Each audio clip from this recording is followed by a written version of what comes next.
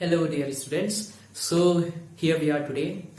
हम आज CBSE term 1 maths paper का एनालिसिस करेंगे और ये जो वीडियो है नीडलेस टू से क्लास 10 के स्टूडेंट्स के लिए तो बहुत जरूरी है, क्योंकि बॉस अभी 10th बचा है ना।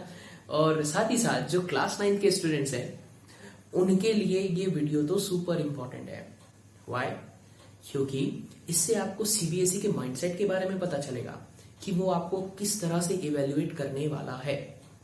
साथ ही साथ आप ये सीखेंगे कि एनसीईआरटी को किस तरह से पढ़ें, मैथ्स के एग्जाम की तैयारी कैसे करें, स्ट्रेटेजी क्या होनी चाहिए। तो आप कंपेयर करें कि आपकी करंट स्ट्रेटेजी कैसी है और आपकी स्ट्रेटेजी कैसी होनी चाहिए एग्जाम के लिए, और जो भी जरूरत हो उसमें आप फाइन ट्यून करें। सो 9th के स्टूडेंट्स एंड 10th के स्टूडेंट्स ध्यान से सुने। चलिए, तो मैथ्स का जो पेपर होता है सीबीएसई 2 फॉर्मेट में कंडक्ट करता है।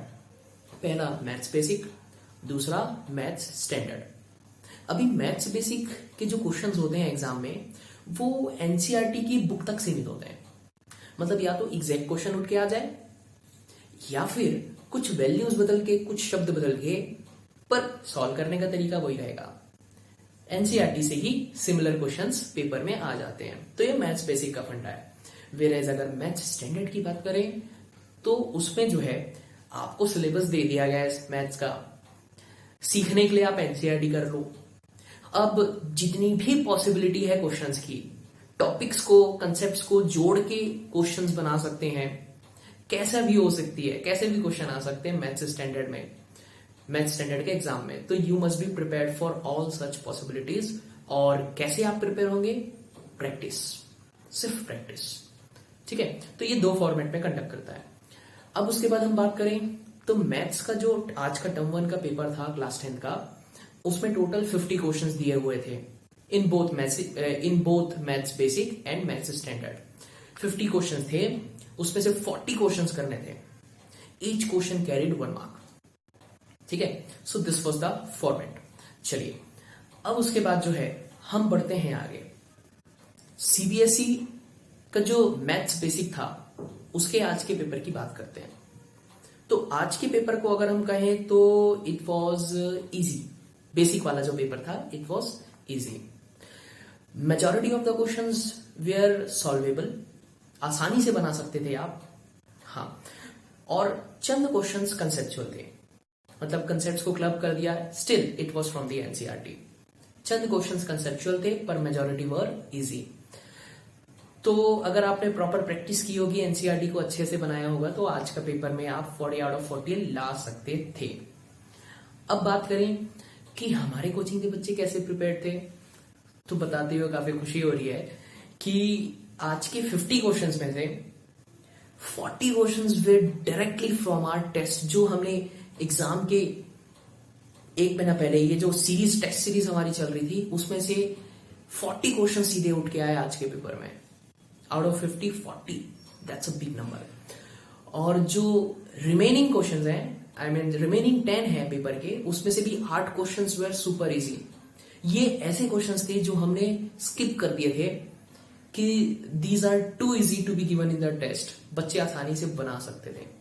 सो यू कुड से कि our students were prepared for 48 questions out of 50, पर परफेक्ट 40 मार्क्स पाने के लिए सिर्फ 40 क्वेश्चंस बनाने की जरूरत थी। So that's amazing. अब उसके बाद हम बात करते हैं मैथ्स स्टैंडर्ड की। सो मैथ्स स्टैंडर्ड का जो पेपर था उसमें around 35 questions were easy and 15 questions were conceptual. तो आज का मैथ्स का जो स्टैंडर्ड पेपर था उसे हम मॉडरेट लेवल का कहेंगे। ठीक है, और अगर हम बात करें कि हमारे टेस्ट से, हमारी प्रिपरेशन से बच्चों को कितना फायदा हुआ, तो मैं कहूंगा कि देखो भाई, 36 questions out of 50 were directly from our test.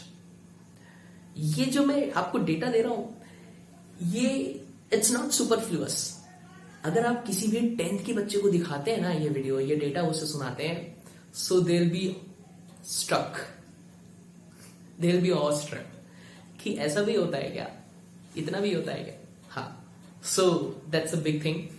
तो 50 में से 36 क्वेश्चंस डायरेक्टली हमारे टेस्ट से उठे थे और 6 to 7 questions apart from this 36 question 6 to 7 question were quite easy, जो बच्चे आसानी से बना सकते हैं। तो हमारे बच्चे 50 क्वेश्चंस में से, स्टैंडर्ड पेपर के 50 क्वेश्चंस में से 42 क्वेश्चंस के लिए तैयार थे पहले से। परफेक्ट 40 लाने के लिए ये काफी है। सो ये था पेपर।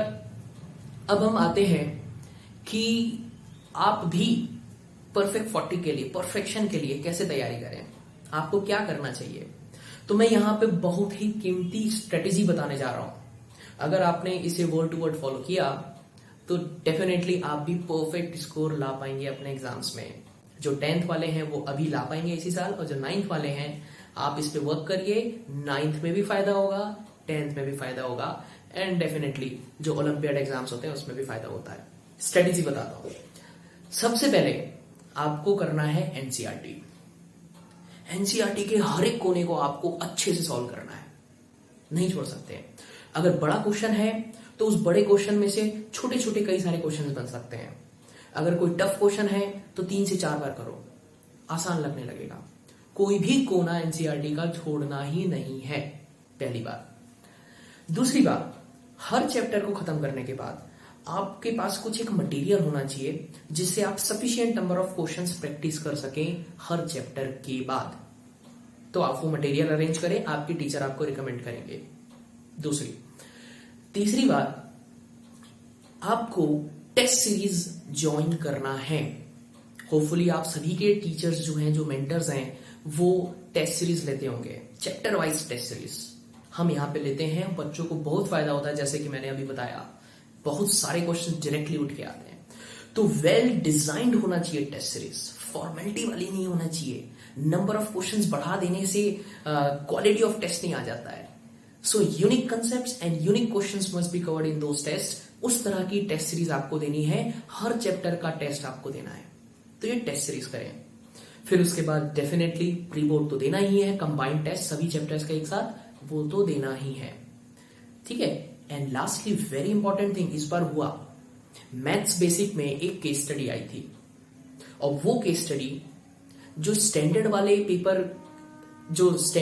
वाले जो बच्चे हैं उनके सैंपल पेपर में मौजूद थी। तो बेसिक वाले बच्चे क्या करते हैं, हम तो सीबीएसई का सिर्फ बेसिक वाला सैंपल पेपर देखेंगे, स्टैंडर्ड पेपर हमारे काम का क्या खेल हो गया। इस बार स्टैंडर्ड सैंपल पेपर का जो केस स्टडी वाला क्वेश्चन था वो बेसिक के बोर्ड एग्जाम में उठ के आ गया। थोड़ी वैल्यूज बदल दी गई, इक्वेशंस बदल दिए गए। पर अगर उन्होंने बेसिक वालों को ये नहीं सोचना है, आपको सब कुछ सॉल्व करना है, स्टैंडर्ड का भी पेपर सॉल्व करना है, बेसिक का भी पेपर सॉल्व करना है, so has to be well prepared. ठीक है। So practice is the key. यहां पे कुछ लक नहीं है, एग्जाम में कोई लक नहीं होता है। मैंने पहले भी कहा है, पिछले साइंस वाले एनालिसिस के वीडियो में भी कहा है। तो प्रैक्टिस इज द की। आप अच्छे से प्रैक्टिस करें, गाइडेड प्रैक्टिस करें, एंड परफेक्शन तो मिलेगा ही। So that's it, good bye.